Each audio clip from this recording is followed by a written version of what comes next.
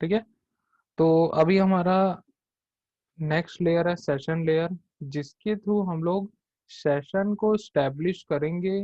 मतलब जो हमारा ट्रांसपोर्ट लेयर में जो प्रोटोकॉल यूज हो रहे थे, टीसीपी आईपी और यूडीपी, ठीक है।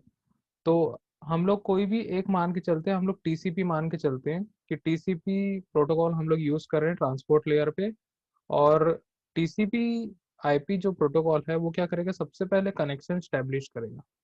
मीन्स अगर दो कंप्यूटर में हम लोग डेटा शेयरिंग कर रहे हैं, डेटा ट्रांसमिट कर रहे हैं, डेटा कम्युनिकेशन कर रहे हैं, तो उस बीच में, दोनों के बीच में एक सेशन क्रिएट होगा। ठीक है, सेशन क्रिएट होगा। सेशन क्रिएट होना मीन्स क्या होगा कि दोनों में एक लिंक बनेगा, दोनों में एक लिंक बनेगा, तभी वो डेटा कम्युनिकेशन कर पाएंगे। ठीक है, क्लियर। आगे देखते हैं यहाँ पे हम लोग। It is layer 3 in the OSI model, ये ऊपर से दिया हुआ है। ठीक है, ये एक्चुअल में, सॉरी, 6 7, लेयर नंबर 5 होगा, 5 6 7। ओके, ठीक है।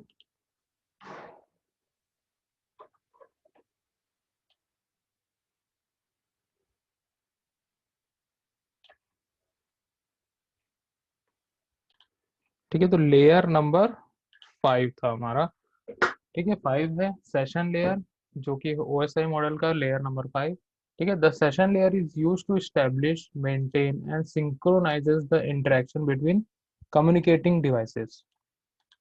ठीक है, सेशन लेयर में जो भी कम्युनिकेटिंग डिवाइसेस हो, कि वो इधर मोबाइल डिवाइसेस हो, लैपटॉप हो, कंप्यूटर है, या कोई भी डिवाइसेस, दोनों के बीच में कनेक्शन स्टैब्लिश होता है। ठीक है, वो जब तक डेटा कम्युनिकेशन होते रहेगा तब तक वो कनेक्शन को बनाए रखेगा, सेशन क्रिएट रहेगा उसका। ठीक है, इसका बहुत अच्छा एग्जांपल देता हूँ। जैसे कि हम लोग वाईफाई चलाते हैं, हम लोग अपने कंप्यूटर में कनेक्ट करते हैं वाईफाई। तो वाईफाई कनेक्ट कैसे होता है? ठीक है, हम लोग के लैपटॉप पे यहाँ पे दिखता है, और हम लोग उससे क्या करते हैं, कनेक्ट कर देते हैं, यूजर आईडी मतलब या फिर पासवर्ड डालते हैं उसमें, और हम लोग का सेशन क्रिएट हो जाता है रूटर में और हमारे लैपटॉप के बीच में। तभी उसको बोलते हैं कि हम लोग इंटरनेट से कनेक्ट हो गए हैं। ठीक है, अगर वो कनेक्शन जो है वाईफाई और लैपटॉप के बीच में किसी भी कारण से डिस्कनेक्ट हो जाता है, तो क्या होगा, वो सेशन एंड हो गया। फिर से हम लोग कनेक्ट करेंगे तो न्यू सेशन वहां जनरेट होगा। ठीक है, तो वैसे ही सेम, अगर हम लोग एक लैपटॉप से दूसरे लैपटॉप में कोई डेटा सेंड कर रहे हैं, मान के चलो लैपटॉप हमारा इंडिया में है और दूसरा लैपटॉप जो है अमेरिका में रखा है।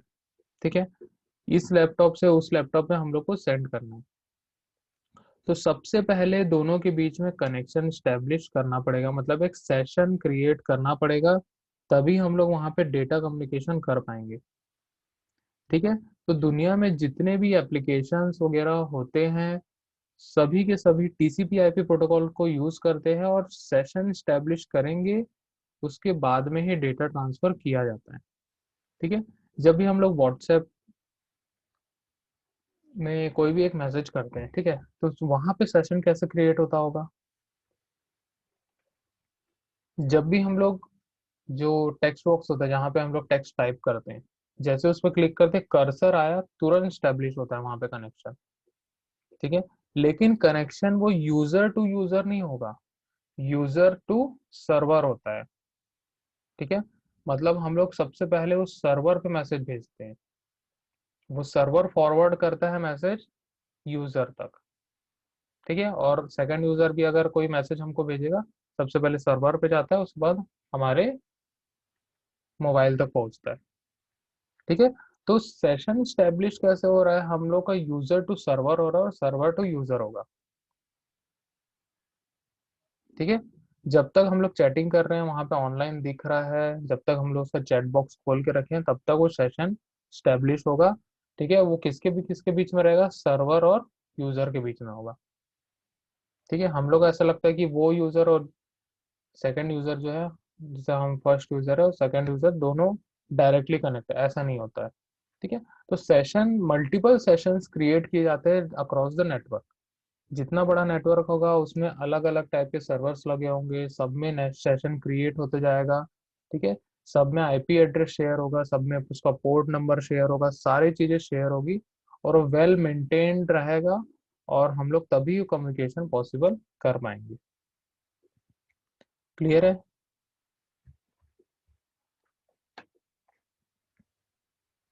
ठीक है, अब इसके कुछ फंक्शंस हम लोग देखते हैं, क्या क्या फंक्शंस होते हैं सेशन लेयर के। ठीक है, तो सबसे पहला होता है इसमें डायलॉग कंट्रोल। ठीक है, session layer act as a dialog controller that creates a dialogue between two processes, or we can say that it allows the communication between two processes which can be either half duplex or full duplex। अब यहाँ पे dialogue controller क्या बोल रहा है कि दो process के बीच में, या फिर कोई भी, मान के चलो एक प्रोसेस जो हमारा चल रहा है वो एक कंप्यूटर में चल रहा है, दूसरा प्रोसेस कहीं और चल रहा है, तो उन दो प्रोसेस के बीच में, जैसे कि एक एग्जांपल लेते हैं कि हम लोग फेसबुक चला रहे हैं। ठीक है, या कोई भी हम लोग ऐसे ऑनलाइन चैटिंग एप्लीकेशन हम लोग चला रहे हैं। ठीक है, तो वो एप्लीकेशन क्या होगा, उसके अंदर भी मल्टीपल प्रोसेस चल रहे होंगे। ठीक है, तो कोई ना कोई ऐसा प्रोसेस रिस्पॉन्सिबल होगा जो वहां से डेटा को ट्रांसमिट करने का काम कर रहा है, कोई ना कोई ऐसा प्रोसेस होगा जो उस डेटा को रिसीव करने का काम कर रहा है। ठीक है, तो दोनों एप्लीकेशन में वैसे ही होगा, सेम प्रोसेस होगा, मतलब यहाँ पे जो कम्युनिकेशन हो रहा है, प्रोसेस टू प्रोसेस कम्युनिकेशन हो रहा है। ठीक है, हम लोग प्रोसेस क्यों बोल रहे हैं, क्योंकि जब हम लोग कोई भी एप्लीकेशन बनाते हैं, कोई भी ऐप बनता है, कोई भी सॉफ्टवेयर बनता है, तो उसके अंदर मल्टीपल प्रोसेसेस चलते रहते हैं। ठीक है, मल्टीपल प्रोसेसेस चलते रहते हैं। ठीक है, तो कोई ना कोई प्रोसेस जो होगा वो कम्युनिकेशन पे रिस्पॉन्सिबल रहता है। ठीक है, सेंड करेगा, रिसीव करेगा, पूरा उसका लॉग मेंटेन करेगा। ठीक है, तो वो कम्युनिकेशन कैसा भी हो सकता है, वो हाफ डुप्लेक्स हो सकता है, सिंप्लेक्स हो सकता है, फुल डुप्लेक्स हो सकता है, कैसा भी हो सकता है। ठीक है, अब वो किस टाइप की हम लोग ने वहाँ पे सॉकेट प्रोग्रामिंग की है, उस पर वो डिपेंड करता है। ठीक है, देखो, कम्युनिकेशन कैसे पॉसिबल होता है, अगर किसी एप्लीकेशन से हम लोग को कोई डेटा सेंड करना है या फिर किसी भी एप्लीकेशन पर रिसीव करना है, तो हम लोग को एक प्रोग्रामिंग करनी होती है जिसको हम लोग बोलते हैं सॉकेट प्रोग्रामिंग। क्या बोलते हैं हम लोग? Socket programming.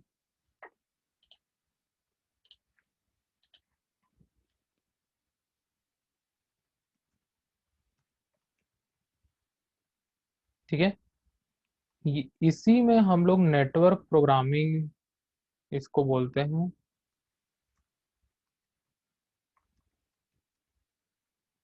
ठीक है, इसी को हम लोग नेटवर्क प्रोग्रामिंग भी बोलते हैं।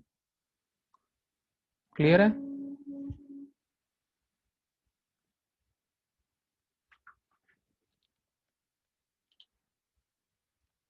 ठीक है, तो सॉकेट प्रोग्रामिंग जो है वही रिस्पॉन्सिबल होता है हमारे डेटा को सेंड करने के लिए, रिसीव करने। सॉकेट मतलब क्या होता है कि सॉकेट अगर हम लोग बोल रहे हैं, तो ये सॉकेट हम लोग किसको बोलेंगे?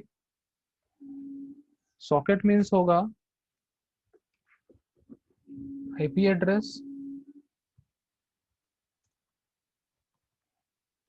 Plus port number. ठीक है, इसको बोलते हैं socket. Clear? IP address plus port number, इसको बोलते हैं हम लोग सॉकेट। सॉकेट प्रोग्रामिंग करके ही हम लोग नेटवर्क को एक्सेस करते हैं, किसी भी एप्लीकेशन या फिर सॉफ्टवेयर से। ठीक है, कोई भी एप्लीकेशन से अगर हम लोग को डेटा सेंड करना है, रिसीव करना है, तो हम लोग को वहाँ पे पूरा का पूरा सॉकेट का प्रोग्राम डालना पड़ता है, पोर्ट नंबर असाइन करने पड़ते हैं, आईपी एड्रेस असाइन करना पड़ता है, सारी चीज़ें वहाँ पे हम लोग को करनी होती है, तभी कहीं जाके वो एप्लीकेशन जो है सक्सेसफुली रन करता है। ठीक है, जैसे ऑनलाइन चैटिंग एप्लीकेशन जो होगा, वो जावा वगैरह जब हम लोग सीखेंगे थर्ड ईयर में, तो हम लोग उसमें देखेंगे कि सॉकेट प्रोग्रामिंग या फिर नेटवर्क प्रोग्रामिंग कैसे की जाती है। ठीक है,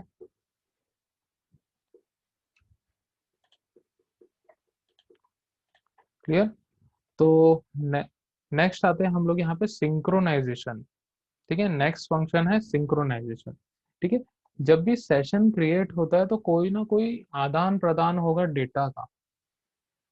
ठीक है, तो सिंक्रोनाइजेशन पे देखते हैं। Session layer add some check points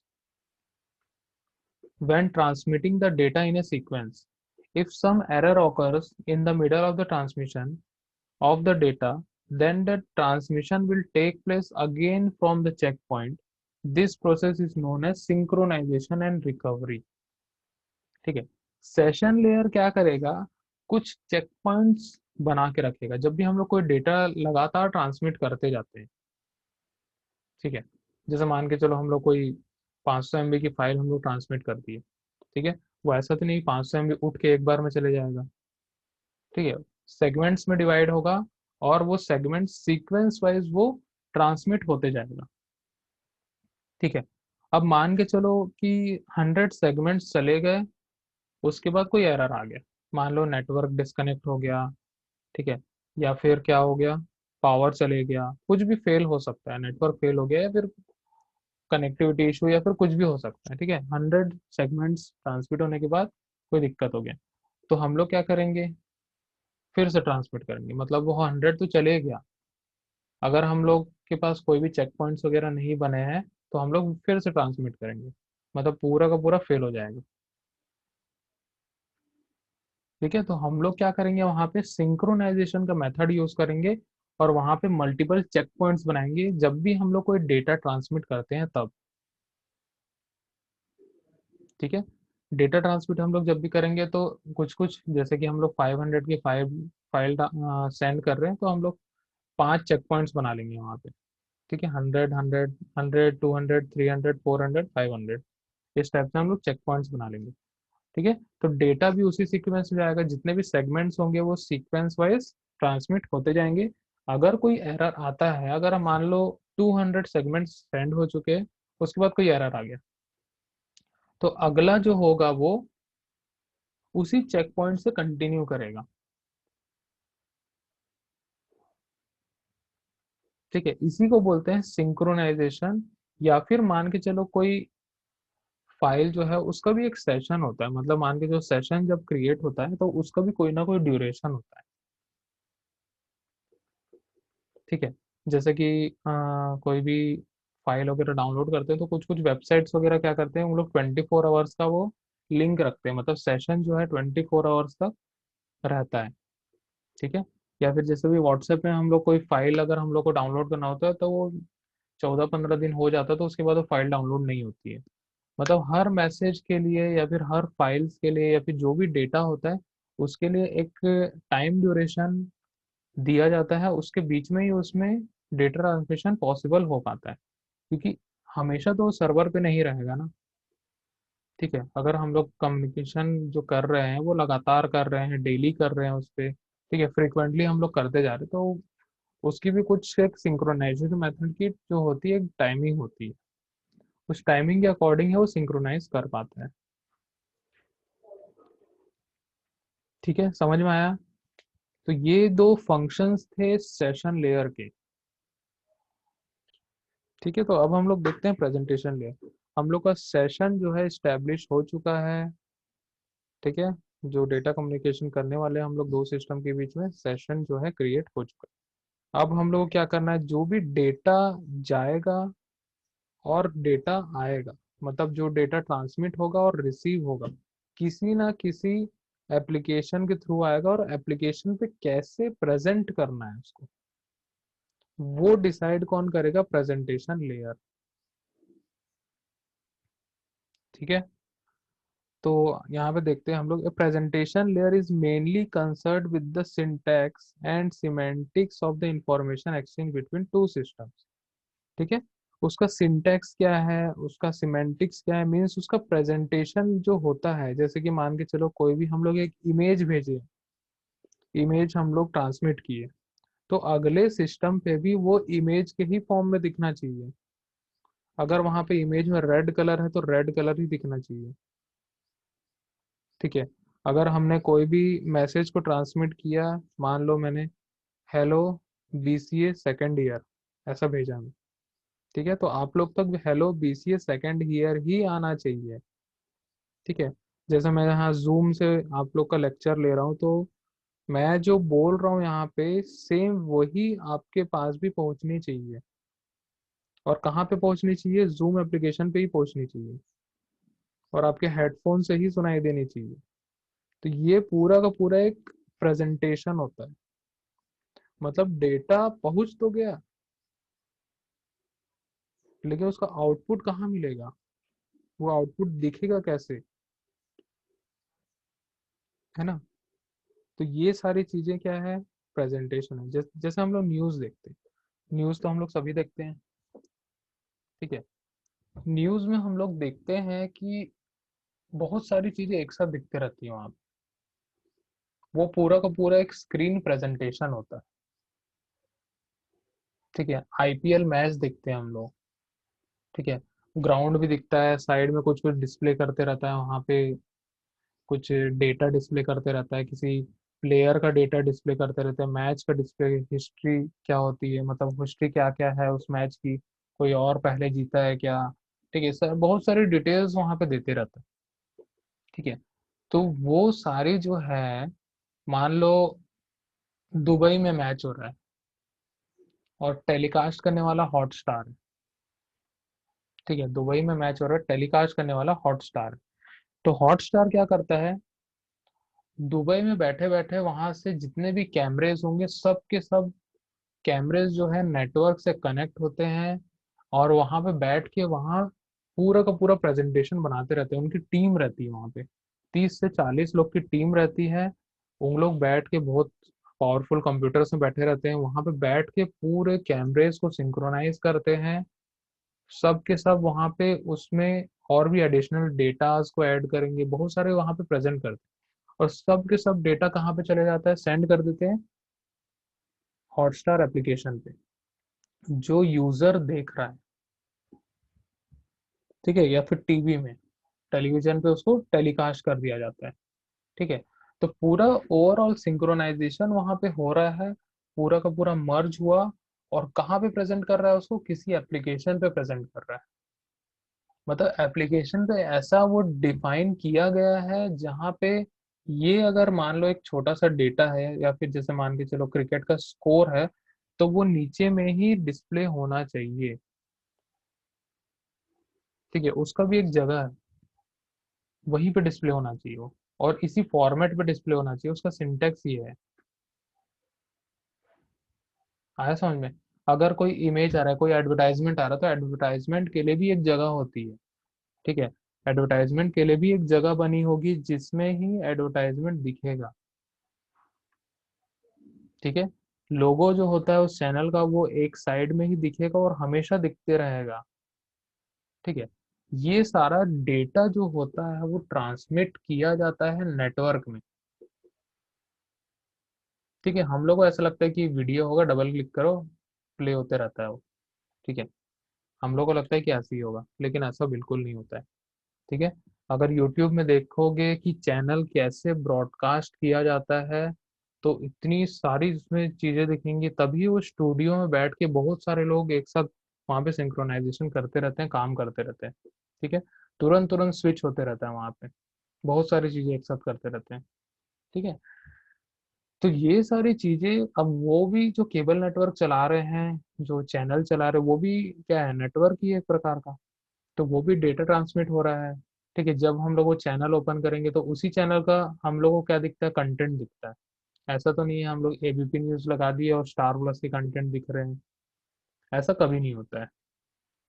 ठीक है, जो प्रेजेंटेशन होगा वो मेनली हम लोग हमेशा किसी पर्टिकुलर एप्लीकेशन पे करते हैं, और कैसे प्रेजेंट होना है वो डेटा सारा का सारा पहले से डिफाइन होता है।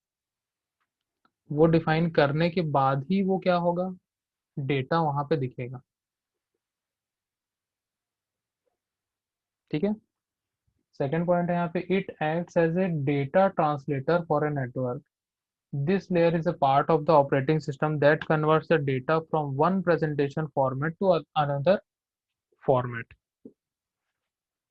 ठीक है, चलिए इसका एक बढ़िया एग्जांपल बताता हूँ। जैसे कि मान के चलो फेसबुक हम लोग जो चलाते थे, ठीक है, पहले के ज़माने का फेसबुक और आज के ज़माने का फेसबुक,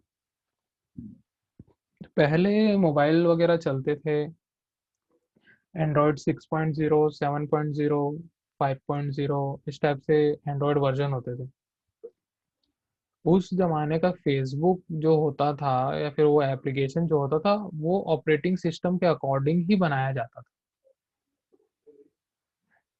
ठीक है, ऑपरेटिंग सिस्टम के अकॉर्डिंग ही बनाया जाता था। तो जैसे जैसे ऑपरेटिंग सिस्टम जो है वो एनहेंस किया गया, अपडेट किया गया, ठीक है, तो वो उस एप्लीकेशन की, उस डेटा की क्वालिटी बढ़ाई गई, ठीक है। इसीलिए हम लोग हमेशा ऐप्स को अपडेट करते रहते हैं, ताकि वो अपने जो फॉर्मेट में ब्रॉडकास्ट कर रहा है डेटा, वो हमारे सिस्टम पे, हमारे जो एप्लीकेशन है उसमें सही से डिस्प्ले हो, ठीक है। जैसे कि अगर हम लोग केबल टीवी की बात करें तो क्यों वहां पे हम लोग को 4K नहीं मिलता?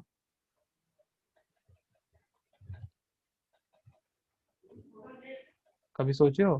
4K जो है यूट्यूब में आ सकता है, तो टीवी चैनल में क्यों नहीं आया आज तक? ठीक है, अब 4K जो टेक्नोलॉजी है वो टोटल डिजिटल टेक्नोलॉजी है, ठीक है। अब दुनिया में अगर 4K ट्रांसमिशन होता है, जैसे कि मान लो यूट्यूब में होता है, तो उनको पता है कि ये कंटेंट जो है यूट्यूब में ही देखेंगे, है ना। जैसे यूट्यूब में जो है 4K कंटेंट होता है, तो उनको पता है कि यूट्यूब में चलेगा और ये कंपेटिबल है। वो मोबाइल में चला है तो भी कंपेटिबल है, टीवी में चला है तो भी कंपेटिबल है, लैपटॉप में चला है, कंप्यूटर में चला है, किसी में भी चला है तो वो यूट्यूब के ऐप में ही चलेगा, उसी के एप्लीकेशन पे चलेगा। तभी वो डेटा जो है वो अपने ही एप्लीकेशन पे दिखा पा रहे होंगे। वैसे अगर नेटफ्लिक्स की बात करें, अमेजोन प्राइम की बात करें, हॉटस्टार की बात करें, ठीक है, तो इसमें सब में हम लोग को full HD content, 4K content मिल जाता है। लेकिन टेलीविजन ब्रॉडकास्टिंग में एचडी तक ही वो सीमित है अभी तक। क्यों सीमित है? क्योंकि हर किसी के पास एचडी टीवी नहीं होती है, ठीक है। टीवी बनाने वाली कंपनीज जो होती बहुत अलग अलग होती है, ठीक है। पहले के ज़माने में क्या था कि सबके पास एक ही टाइप की टीवी थी, है ना, मतलब जो सीआरटी मॉनिटर वाली जो टीवी आती थी, ठीक है, बड़ी सी, सबके पास वही रहती थी। तो उसने क्या किया, स्टैंडर्ड डेफिनेशन का ब्रॉडकास्टिंग चालू कर दिया और सबके पास सेम पहुंचता था। लेकिन आज के ज़माने में ऐसा नहीं है। जैसे जैसे टेक्नोलॉजी आगे बढ़ी, लोगों के पास एचडी से एचडी टीवी आ गई, एचडी से फुल एचडी आ गई, फुल एचडी से 4K टीवी आ गई है, ठीक है। तो वहाँ के ऑपरेटिंग सिस्टम भी अलग अलग होते हैं, सबके ऑपरेटिंग सिस्टम अलग अलग होते हैं, ठीक है। कोई एंड्रॉयड पे चलता है, कोई वेब ओएस पे चलता है, कोई टाइजन पे चलता है, ठीक है। अलग अलग टाइप के ऑपरेटिंग सिस्टम पे काम करते हैं। तो मेनली रिस्पॉन्सिबल कौन होता है? Operating system. अलग अलग कंपनीज जो है अलग अलग टाइप के ऑपरेटिंग सिस्टम बनाते हैं, और अलग अलग में ब्रॉडकास्ट करना उस चीज को इतना इजी नहीं होता है, ठीक है। तो इसीलिए वहां पे टीवी आज तक जो है एचडी के अलावा ब्रॉडकास्ट नहीं कर पा रहे, क्योंकि क्योंकि देखो एचडी चैनल भी चलाना है तो हम लोग को सेट टॉप बॉक्स भी वैसे ही एचडी वाला लेना पड़ता है, क्योंकि वो सारे फीचर्स देने होंगे, तो वो अपने ही अकॉर्डिंग, अपने ही फॉर्मेट पे देता है, ठीक है, क्लियर है? यस ठीक है, सर। तो ये प्रेजेंटेशन लेयर इस प्रकार से काम करता है, ठीक है। मतलब टोटल वो अपने फॉर्मेट, सिंटैक्स, सिमेंटिक्स पे ही ध्यान देगा कि उस डेटा को किसी भी एप्लीकेशन पे कैसे डिस्प्ले करना है, ठीक है। अब वो तो पता चल गया, डेटा कहाँ तक पहुंच गया हमारा, ट्रांसपोर्ट लेयर तक पहुंच गया, सॉरी प्रेजेंटेशन लेयर तक पहुंच, ठीक है, क्लियर? Yes sir. ठीक है, किसी कुछ डाउट है?